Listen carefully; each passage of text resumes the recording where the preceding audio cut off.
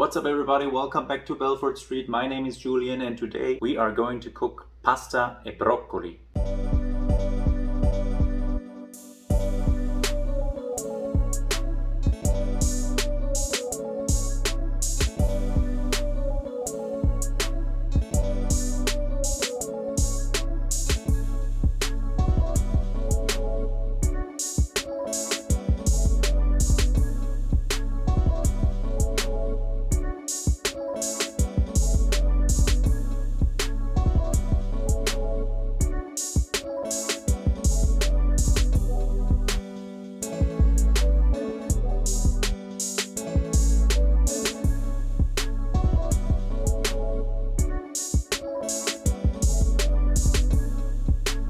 What I did is I went through my fridge and I looked what kind of ingredients I still have left, and I tried to throw something together from them. And what I ended up with is the idea to make pasta with broccoli, but in a way with some Sicilian flavor influences. What that means is we are going to use, of course, broccoli and some anchovies, a little bit of flat leaf parsley, a bit of garlic. Here I have some pine nuts or pignoli, some golden raisins and some good quality olive oil and some breadcrumbs. And the pasta we're using today is called Orecchiette, and what we're going to do is we're going to cook the broccoli in some chicken stock, and then we're going to make a puree. And on top of the pasta we will make a pan grattato. We're going to fry these breadcrumbs in a little bit of olive oil to make them crispy, together with some anchovies and a bit of garlic. And yeah, and then sprinkle over some pine nuts and let's see how that goes. So with that all said and done, lange Rede kurzer Sinn, as you might already understand by now, the only thing left to do is cook the broccoli. Yeah, so guys, let's get right to it. Why don't you come along with me and let's cook it. First up, we're going to toast our pine nuts. For that, place a pan on medium heat, add in the nuts and stir once in a while keeping an eye on them in order not to miss when they start to turn golden brown, or black if you didn't pay any attention. Once they start to get a nice color, immediately take them out of the pan and set aside.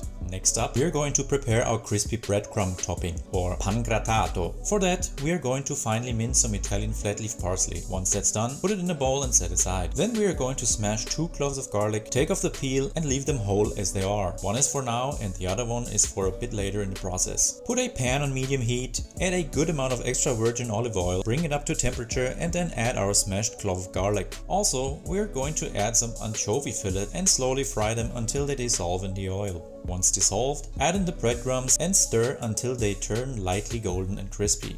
Check for seasoning and add salt and pepper if needed. Then put in the chopped parsley, give it a few more stirs and finally grate in some lemon zest. Once ready, take it out of the pan, put it in a small bowl and set aside. Now it's time to cook our pasta. First up, put a good amount of salt in a pot with boiling water. For our pasta today, we're going to use orecchiette, which translates to something like small ears, and I guess it's pretty obvious where that name comes from.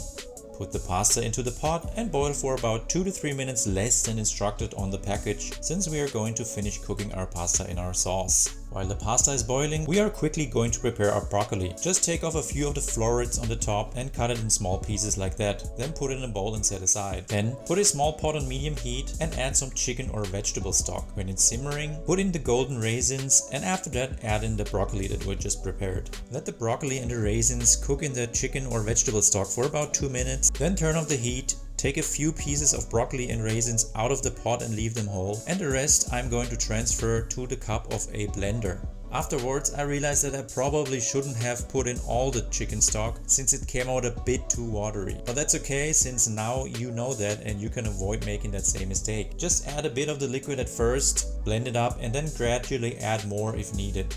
Blend the whole concoction up in the mixer until it forms a smooth puree. If there are still some chunks left after pureeing, you can put it through a sieve if you want, or just leave it as it is. After all, we are making some good old homemade rustic food here. Then put a pan on medium-low heat. Again, add a good amount of olive oil and put in the second smashed garlic clove. Bring it up to temperature and add in some more anchovy fillets. Same story again, let them dissolve in the oil before sprinkling in some chili flakes, and then add the broccoli and raisins that we left whole. Give it a quick stir before pouring in the broccoli puree.